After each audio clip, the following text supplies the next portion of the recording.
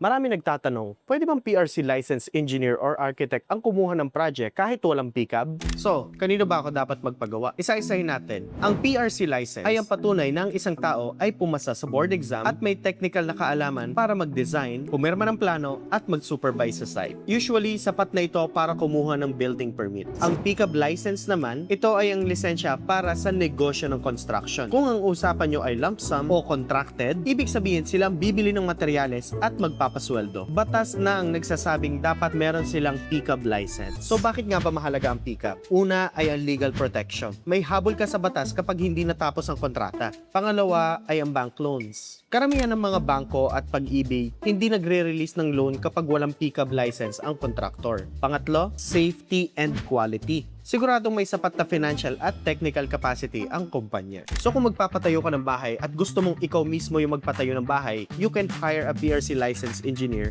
or architect to manage your site. Pero kung gusto mo naman ng full package, nakasama na lahat, pasahod, labor and materials, you should hire a PCAB contractor. So kung magpapagawa ka ng bahay, you should always know the right person to talk to. Again, this is Marty of PhilInspec, and your peace of mind is our priority.